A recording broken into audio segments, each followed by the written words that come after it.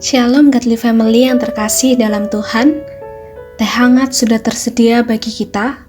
Mari kita menikmatinya, meneduhkan hati sejenak di hadapan Tuhan.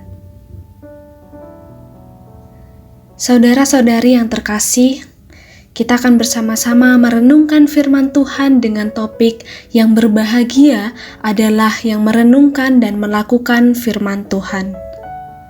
Tentu kita sering mendengar pengkhotbah saat ibadah mengatakan kalimat ini. Yang berbahagia adalah yang merenungkan dan melakukan firman Tuhan dalam kehidupan sehari-hari. Pertanyaannya, mengapa disebut berbahagia?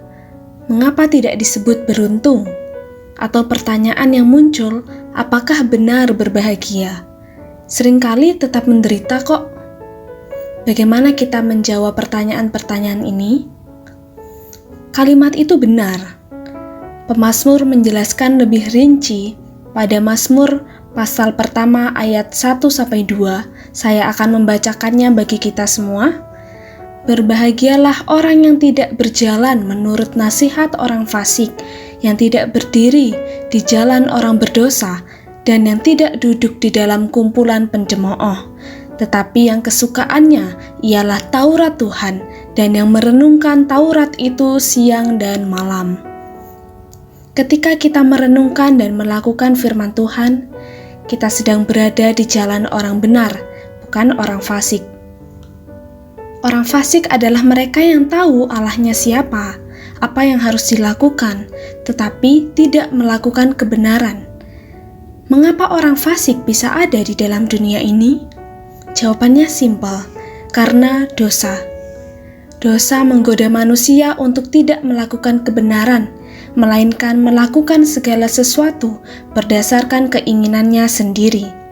Karena bagi orang fasik, apa yang dilakukannya adalah benar baginya, tetapi tidak bagi Tuhan.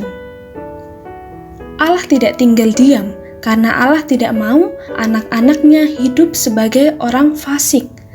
Sehingga Allah memberikan firman Tuhan atau Alkitab yang kita terus baca dan renungkan saat ini sebagai standar kebenaran.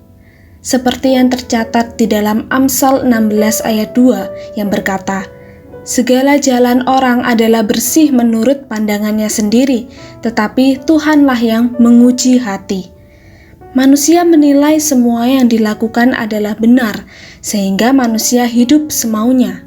Maka Tuhan memberikan Alkitab sebagai alat ukur apakah yang manusia lakukan sesuai dengan kebenaran firman Tuhan atau tidak. Mengapa Alkitab dijadikan sebagai alat ukur tindakan manusia? Karena Alkitab adalah kebenaran. Kebenaran yang menceritakan tentang Kristus yang sudah dinubuatkan sejak zaman kitab Kejadian ketika manusia jatuh dalam dosa sampai pada akhirnya digenapi di dalam Injil dalam Perjanjian Baru di mana manusia dibebaskan dari belenggu dosa. Kristus mati di kayu salib untuk mendamaikan manusia dengan dosa masa lalunya. Dan hendaklah sebagai ungkapan syukur kita atas pengorbanan Tuhan yang besar dalam hidup kita, kita melakukan kehendaknya yang tertulis juga sebagai kebenaran dalam Alkitab. Kematian Kristus membawa kita kepada jalan kebenaran karena Kristus adalah sang kebenaran yang membawa kehidupan itu. Seperti yang dikatakan di dalam Yohanes 14 ayat 6, Akulah jalan dan kebenaran dan hidup. Tidak ada seorang pun yang datang kepada Bapa kalau tidak melalui aku. Jadi benar, kita yang melakukan firman Tuhan adalah orang yang berbahagia karena kita jalan bersama dengan Kristus dalam kebenaran yang membawa kehidupan kekal bersama Bapa di surga. Mari kita berdoa. Tuhan Yesus yang baik, yang selalu mengingatkan dan mengajarkan kami untuk melakukan kehendak-Mu. Terima kasih untuk firman yang membuat kami semakin yakin bahwa Engkaulah Juru Selamat yang mampu membawa kami kepada kehidupan yang kekal bersama Tuhan. Kami diingatkan bahwa kami adalah orang yang berbahagia karena kami dengan rasa ungkapan syukur dan tulus hati melakukan firman-Mu. Ajarkan kami agar konsisten melakukan firman-Mu sampai akhir hidup kami ya Tuhan, sehingga kami boleh mengakhiri pertandingan dalam dunia ini dengan baik. Kami serahkan kehidupan kami ke dalam tangan-Mu, di dalam nama Tuhan Yesus kami berdoa. Amin.